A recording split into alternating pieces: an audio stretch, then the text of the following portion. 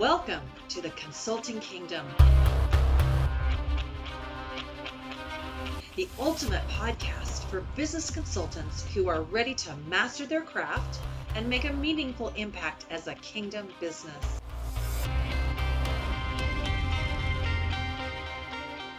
Hosted by Patrick Bell, this podcast dives into powerful strategies and actionable insights that will help you grow in your consulting expertise. Through expert interviews, the Consulting Kingdom pulls from our guests their advice and equips you with the tools and knowledge and heart direction necessary to drive extraordinary results for your clients and your business.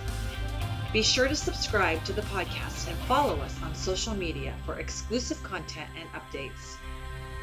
Now, get ready to unlock your consulting potential with the Consulting Kingdom. Hey everyone, it's Patrick Bell with the Consulting Kingdom.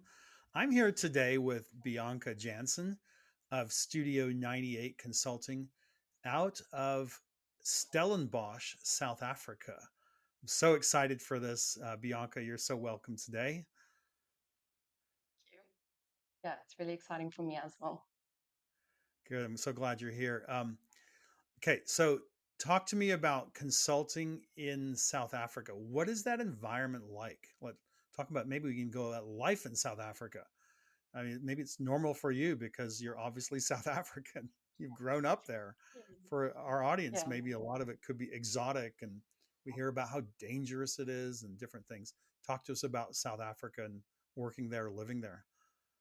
Yeah. So, something I will say is I kind of have like a combination of the best of both worlds because um, although I live in South Africa, and I will say this, we're quite fortunate to live in a very beautiful area, and one of the areas that are considered as safe still. Um, but I work remote for an American company. So it's quite interesting because I think for the most part, our experiences as consultants are probably similar or have Okay. a lot of similarities. Um, I think, I just have a handful of experience when it comes to South African clients or businesses. And ones that I do have experience with, they are very much like entrepreneurial spirits. They started their businesses just because they had a craft and realized that they could turn that passion into something that brings back a monetary return. So yeah, I will say that the American clients that I've worked with and that we actively work with, the goal is much bigger usually. It's a much more steadfast. I want to build. I want to have a big company type of style, whereas the South African clients I work with are much more like we're just happy to pay the bills and maybe have a handful of staff. They don't have as big of goals. There obviously are people who have that as well, but the ones that we've worked with have just been quite happy to have their little business. That's interesting. I'm just kind of reflecting on, what are values in life? And a lot of people value money, obviously, is like it's a very high value and success and growing to the top.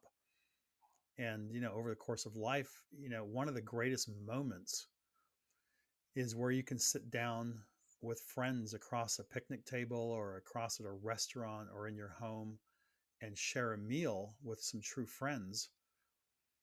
And so if the that's a high value, being with your family and going to sports games with your kids or whatever, those are high values for people. Think about why is it the business goals are so high or so extreme or so valuable when by themselves are almost just empty unless you're a missional business and you're on a mission to do something. There's a lot of value in that as well. Okay, Yeah. so what's your specific area of expertise in the consulting realm? So if you get very granular, it's digital marketing. But we do, overall marketing is very much my interest. Um, I think we've we've had to, we've had to adapt to the digital environment Yeah. and the opportunities that it can bring. How many, like, do you have a lot of clients at that you serve? Like what's your marketing spend? Like how do you like what volume are you doing here? So we have about just short of 60 subscribe, what we call as a subscribed marketing client, right? So these are steadfast clients who we serve every single month.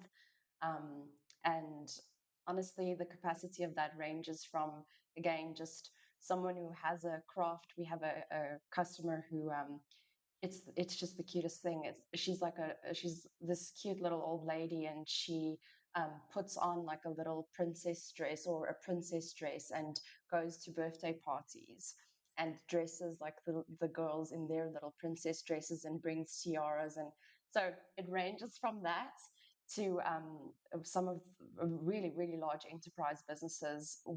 I think the third largest diamond manufacturer is one of our clients as well. So, it really ranges from just someone who is doing their own little thing to very big goals, very big enterprise clients. Okay, and so are you used to working with small budgets or like who's your ideal customer trying to get out there? So I would say when it comes to marketing, and this is just a personal preference, this is probably not the business preference, but my personal preference is not a startup. Because that usually does take, I'm sure you'll know, a lot more of investment, and there's a lot more to risk when you're just starting up, right? So when it comes to startup businesses, what I personally prefer is to give them the tools and resources to start themselves off, Okay. unless there obviously is a scope of budgets. But for the most part, if someone has just realized, hey, I have this thing that I can actually turn into a business, they haven't preempted for the budget side of marketing. I often find with small to medium sized businesses, marketing was the last thing that they had in mind. Interesting. Um, and so with my ideal client is someone who potentially has already set something small up or tried something on their own, even when it comes to marketing. And then we swoop in and kind of go, okay, well, let's lay down a proper foundation. Let's build the home from the bottom up. I think I would consider a client who is making lower than $500,000 revenue a year, that wouldn't be my client, if I could say it that way. Yeah. Anyone else is our client. And Okay. even the ones below 500,000, that is still our client, just in a different scope, right? Like I had mentioned, we can still help them, we can still serve them, just in a different way than we would serve, the businesses who already have accounted for some sort of budget. So clients making 500,000 or more in revenue, do you have a specific type of industry that you find you can get greater success in? We'll say, um, I again, just a personal preference, probably. I love working with clients who do service based things. Retail product, that's obviously like much more cutthroat when it comes to, I mean, Mm, obviously, if you're going up against companies like Nike, for example, if you're selling, shoes or whatever the case is, you're going up against a lot of large enterprise industries. And I think I really like the local plumber and the local type of businesses. Those are the ones that I would love to work with. I think it's mostly because you really get to build a personal relationship with them. yeah. And again, and a lot of times it's because that was just something they liked to do at some point, or maybe they just had some knowledge on it and they've managed to turn it into something, and they really need that help in just taking it that step further. So yeah, that's my ideal client, is the plumber, the builder, I wouldn't obviously, like, we wouldn't steer clear of anyone. We range from working with lawyers to doctors to all types of different industries. Well, the lady who dresses up in a princess dress, I mean, you must have Yeah. some great social media that you can build out of that for her. That would be so fun, it sounds like, to Yeah. take on someone like And that. It's just such a joyful thing to do, right? yeah, yeah. It's honestly, it just brings me joy even to just have conversations with her. Like the little child in me comes out. One of our clients that I really love working with, they actually have the cutest little thing on their website. It's a non-profit company, and they do like service dogs. They work with service dogs. They train them up and so forth. And they have a puppy cam where once they've had a litter born, Fun. the little room that they like raise them in the first couple of weeks, they have a live cam 24/7. Oh, it's the cutest. It's so I cute. So bet. yeah, it's And definitely honestly a large range of clients. I wouldn't be able to pinpoint or narrow down who is and who isn't the type of person we want to work with. I would say this though, we obviously, and I'm sure having some consulting background yourself, it's very important to us that we work with good people. hmm, And if you're a good person trying to do good, you're our guy. okay.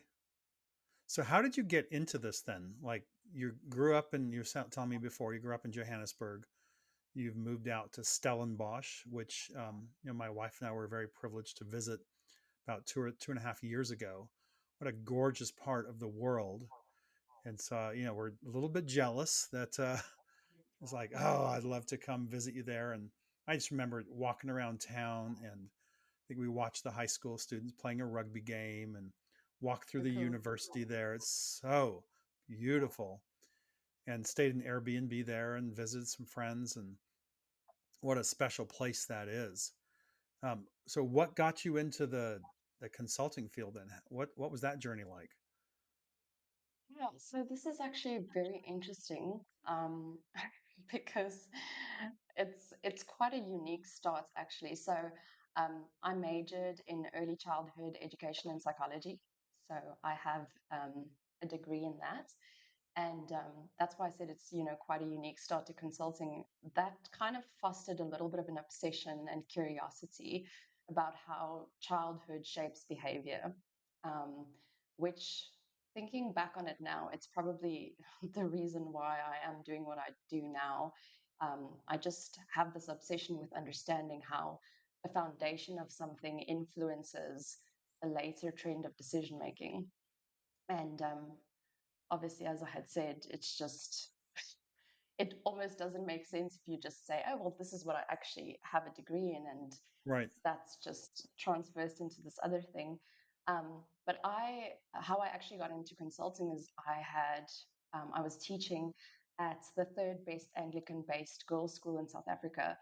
I was teaching there for 6 years, and I had found out that I was expecting our son. And I realized two things during my expecting journey. One, I have a very deep desire to be present in my child's life Yeah. because, having been in that environment, I saw the drastic impact of a parent having a parent obviously present in a child's life. And then the second thing is, I have a very deep need to remain curious. So it was like a non negotiable, it was a given. Regardless of what happens next, I have to still challenge my curiosity. Yeah. And that's that's how I got where I am now.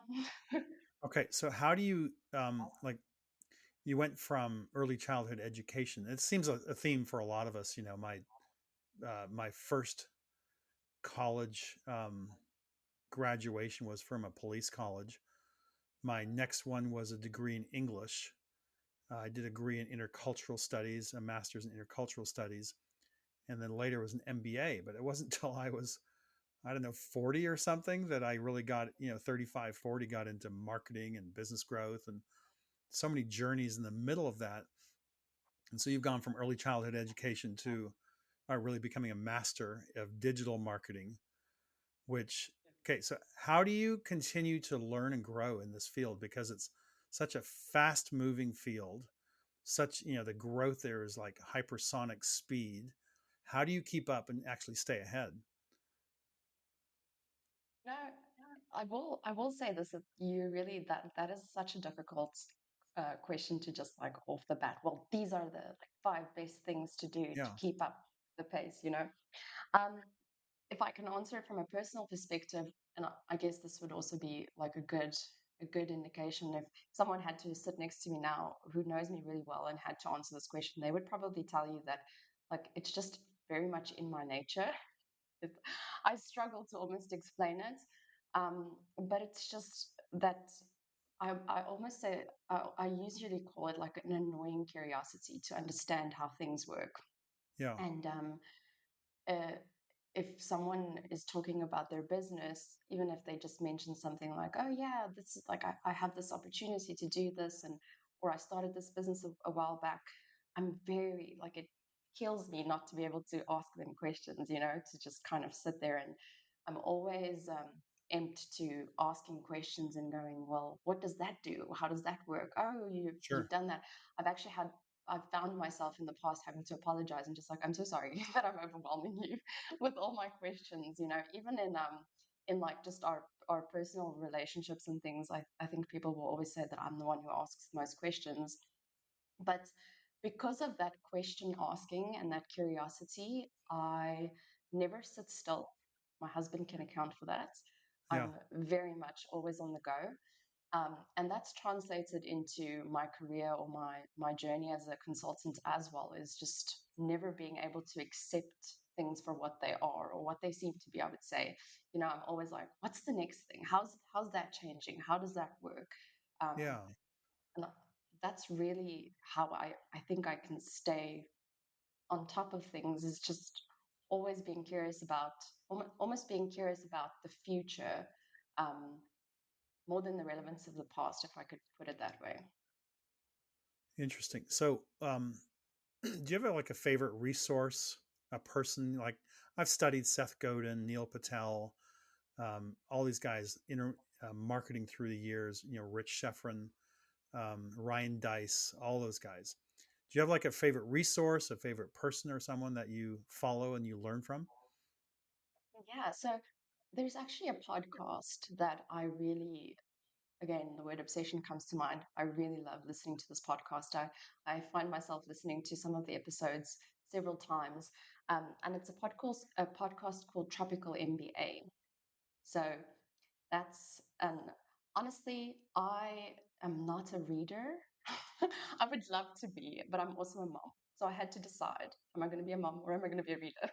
I Yeah, still yeah. haven't found the trick to being both.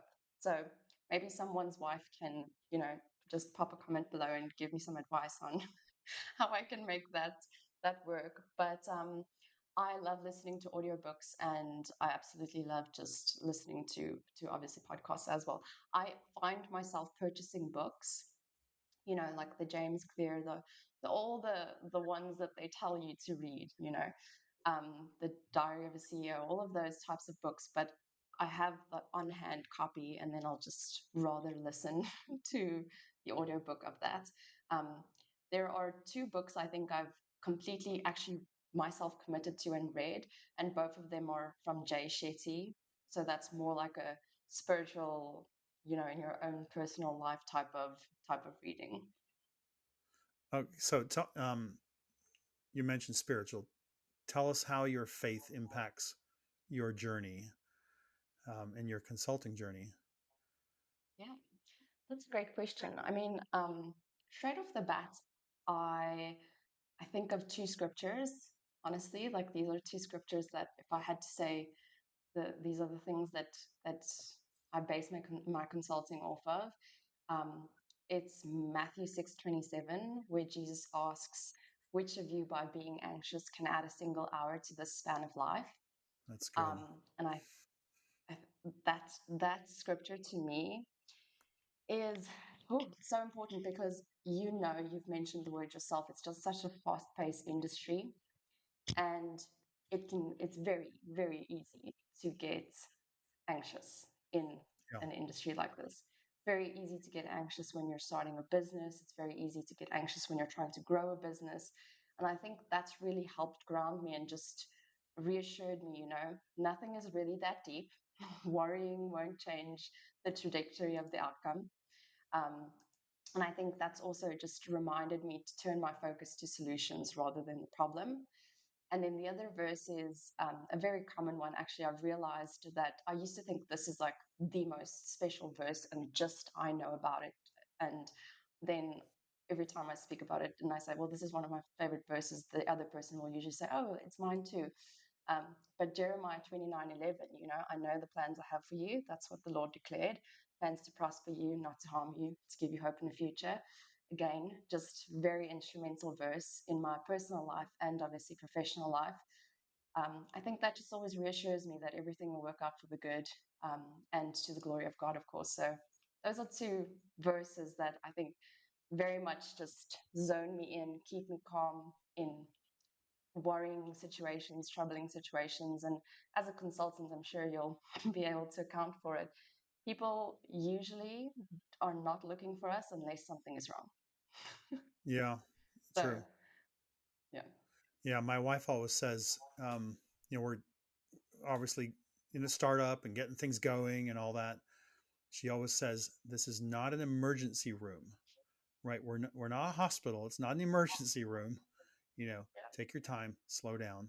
And it's a constant reminder to me. But I mean, also in the marketing area, and one of my roles at Kingdom Growth Engine is as CMO, interim CMO, until we find someone better and more skilled at this. But I'm always like, okay, what do we do next? Like, of the myriad of things that we could do in marketing, what can we do next? And often it's about, we take our own advice. Like, I want to grow in the area, let's say, of joint ventures, alliances, host beneficiary relationships, whatever. And I want to grow in that by 10% this year, or I want to initiate that this year. So, what steps could I take this week to build a joint venture this week? Recognizing that I want to get, there's a certain path, there's a destination where we're going to get, where we got all these joint ventures humming along, but it doesn't mean that it's going to be humming along this week. But I can take a step this week to make sure that I'm on the road to accomplishing that. And let's say by the end of the year, or end of 12 months from now, we have a solid set of joint ventures.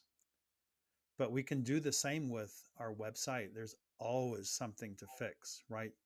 We can do more video marketing. We can do or more better email marketing. We can grow our lists. Like, the possibilities are out there, and you can't stay up, waking. You can't stay up all night. You don't have Yeah. to stay up all night. All you have to do is stay awake during the day. Yeah. Right. So, Um, just hearing you say that, that just it makes me anxious.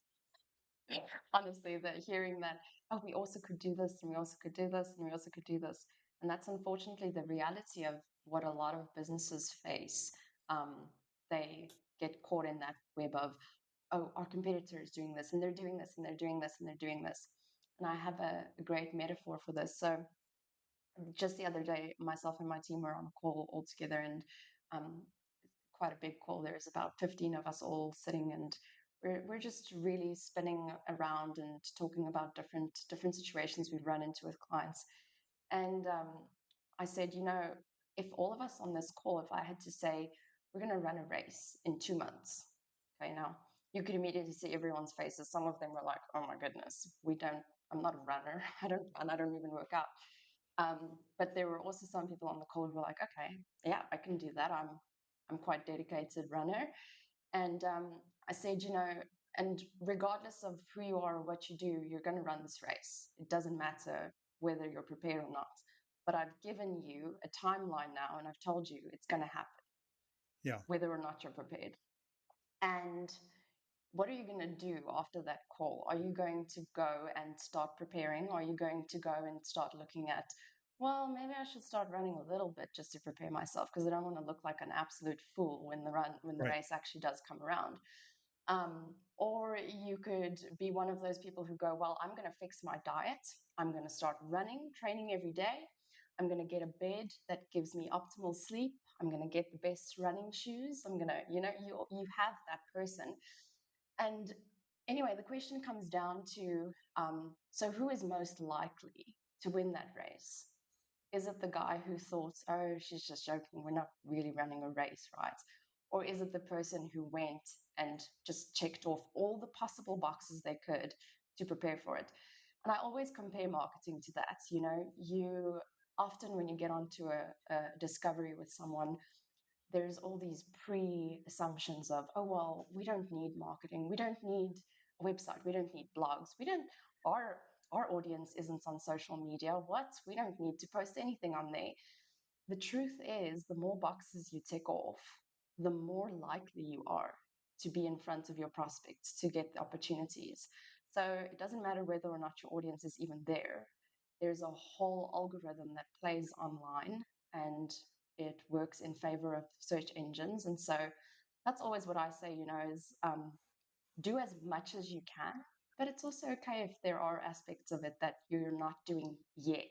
And Yeah, always attach yet to it because your goal should always be to get to it eventually. that's right. I had a conversation, I think it was yesterday, with someone on our marketing team, and I asked them the question. It's called the one thing question.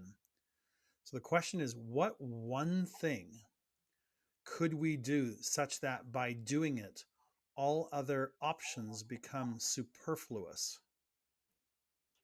So if I said, we sat down with your marketing team and we said, okay, you only get to take one action, or you only get to take one strategy, or only one approach. So you think, oh, I got email marketing, I got video marketing, I got social media, and it's, Instagram, Facebook, LinkedIn, Twitter, Snapchat, whatever. We could do WhatsApp marketing, which is growing a little bit. We can do direct mail. We can do joint ventures. We can do um, uh, host beneficiary relationships, alliances, upsell, cross sell, downsell. Um, we can extend the longevity of the buying relationship. We can get customers to purchase more often. What one thing could we do such that by doing it, all the other options become superfluous? And of course, there's silence, because that's a hard question. Yeah. Again, this is one of those questions where, depending on who you are, I would need the context of the industry and I would need the Yeah, context. And I would never make a decision like that just based off of, oh, well, email marketing seems to work for everyone. I would right. never take that risk. Um, so unfortunately, as much as I am like um, emotionally driven, I'm also very analytical. So I would definitely do my research first and go, this is the one thing. And I think if it's like a just high level answer, it would be the one where your audience is. That's it. So you just have to do your research to find out where that is. Right. There's Occam's razor. Have you heard of Occam's razor? That philosophy that says it was based on, I think it was William of Ockham, who was like a 14th century monk or Franciscan friar or something. And he said, given all the possibilities, the simplest solution is usually the best. So that if I wanted to sell, let's say I'm an author and I want to sell a 10,000 copies of my book, what is the best way to do that? And Occam's razor would say, find someone who can buy all 10,000 books and just sell it to them. It's like, well, that would be easy. Well, that would probably be the best solution. And so I think of, the one thing question. What is the fastest way to build your profits and blow up, your company in a good manner? And there's often a solution there, but there's so much out of the box thinking or non-traditional ways of thinking. And you take it to someone who doesn't know much about marketing, and they go, well, let's just do Facebook ads. And I often say, when you're looking to grow a business, maybe advertising is not the best way, because there's so many things you could do before you advertise and should do. Now, if you need to grow very quickly in a certain time frame and you have the money to spend, maybe it is advertising. That could be the way. But before you do that, of course, you have to have a USP. You have to have a value pitch, right? You have to have the testimonials. You have to build all those different things.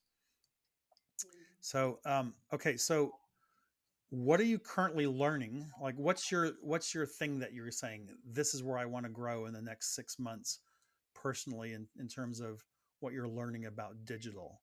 Where is that for you? So, I mean, honestly, I've been thrown between very different things recently. I think again, this was just one of the podcasts that I'd listened to the other day, of Tropical MBA, and they were talking about. I think the title of the podcast was "You don't have an operations problem, you have a sales and marketing problem," Hmm. and it was quite interesting to me. And this the reason why I think this has just been stuck with me, and I'm kind of juggling around getting more data, understanding this a little bit deeper, is um, oftentimes when things go wrong in a business, or when there's not, money isn't being made, they turn to the marketer first, right? The marketing agency is the first person to get the finger. Hey, what's happening? Yep. Which is very interesting to me because we have often found that, if you go from a very analytical point of view, you look at the stats, you're like, this is strange. We've been doing what we've been doing all along, and it all looks good and stable. There's no big drop, there's no big concern. You start asking those deeper questions of, well, okay, so if we brought you X amount of leads, but you've claimed that none of them were sold, is that a marketing problem or is that a sales problem? We have to differentiate, you know? And I think that's a little bit of it. I hope David doesn't watch this because he's not, You will. he's gonna hear me saying this. But I think that's when that's an area that I'm starting to dive into now more, is after marketing, something has to happen. There's a lead there, but what happens to that lead? And I think up until this point, I've been very narrowed down into, we're bringing you leads, we're bringing you opportunities. Good, my job is done. But I've realized the job isn't actually done, right? Because there's a whole journey after you've brought them that lead, which could lead to success or failure. You could still potentially lose that prospect, right? So, diving a little bit more into that sales journey and the touches after someone has raised their hand and said, hey, I need your product or I need your service. What happens thereafter? So, I've become very emotionally driven to, to become obsessed with this next thing, which is more on the sales side. Um, and I think that the two of those things hold hands very closely. Something that I will say or add to this is that, you have your, like, that one question, which is like a make or break question. Mine is usually, if you're going to make, if you're looking where to make your next $1 million, are you going to start fixing internal procedures or are you going to market? Hmm. And that usually leads to people going, hmm, hmm, your team can deliver, they've been delivering, they can continue to deliver, and that's something that can continue to grow and get better as time progresses. But if you're looking to make money, you need to market to get money. Wow. Amazing. So I think that's generally true unless when you bring people into a business and they face chaos and very poor customer care or false promises or whatever else, and they just churn out, then it is an operations problem. Um, or you're going after the wrong people. I mean, there's so many facets to that. It's fascinating that you're looking at, I believe you because the integrity you have at Studio 98 is, supreme.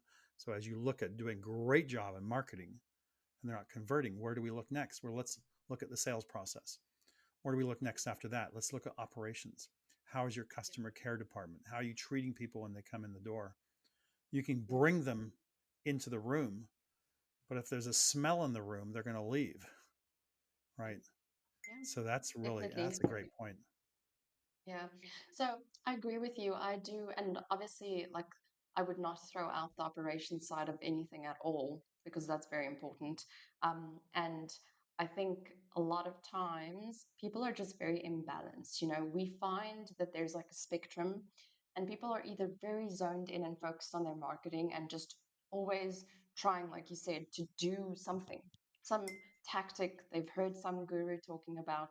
Facebook ads, that's the way to go. And everyone now suddenly wants to start doing Facebook ads. For us, on that scale, you have that guy, then you have the person who's so sales led and their team are so equipped to sell, which is great. But if you are so equipped to sell just with selling in mind, then you're also not really serving or helping that person. Hmm. And then on the very other side of the spectrum, you have that person who's so zoned into their operations that they completely forget about the other two things. And they're so zoomed in to, like, I would almost call it micromanagement, right? You have, let's say, like a very involved CEO who doesn't work on the business, they work in the business. Yep. And they're just constantly within the operations. So they're seeing all the things, all the flaws, and just constantly trying to fix all these flaws. But I would say take a step back because there's probably a bigger problem looming on the other end. Hmm. And it's your marketing. And once you step out of your operations and you start looking there, just like you've been looking there, you're also going to find a lot of stuff that needs to be fixed. So I almost want to say it's like there has to be a balance across the board. Um, the best time, there's this saying where, I don't know, it's like an environmental saying where they say the best time to plant trees was 20 years ago. Yep. The other best time is yesterday. I say that about marketing. The best time to have started marketing was 20 years ago. The next best time was yesterday. So, I agree with what you've said. There honestly are things in operations sometimes that also, are a little bit twitchy. But interesting enough, talking about marketing, if you really do a thorough enough job and you ask your questions correctly, like, okay, cool. So we're setting up your marketing for you. That part is handled. We can do that. We're specialists in that. Now we've marketed, but for some reason you're still not selling, you know, scratch, to pull at that rope a little bit more. You're going to find things within the sales team. Keep scratching, pull, and you find things out like people are keeping their contacts or their databases on like a sheet that no one knows where the sheet is, but it's been kept on a sheet. And you find these little small things and you're like, wow, wow. Yep. And we've had conversations like this with clients where it's been very difficult to go, how have you made the amount of money that you've made up until this point? Well, that's the good So news, because if they've made such a mess of it for so long and they're still making money, imagine what could how happen are they going to when do they get if they themselves actually have a sorted. proper? Oh my goodness. I love those I kind of agree. clients. Those are like dreams. So, Yeah. well, listen, Bianca, our time is up here. I want to thank you so much for joining me on Consulting Kingdom today and our podcast today. And tell me, or tell us, where can our listeners, our viewers, find you online? Cool. So, I mean, you're welcome to pop me a mail if there's any questions that you guys would like, or to just connect on a like a Google Meet call or something like that. You can email me at bianca@studio98.com. You can also just visit our website, studio98.com. And I'm also on LinkedIn. My private account is Bianca Jansen. So you're welcome to always just look me up there as well. Great. And then, so for those who are listening but not viewing, it's Bianca's BIANCA at Studio 98. The number's 98, studio98.com. Right. Well, thank you again so much. I really Thank you appreciate so much, this Patrick.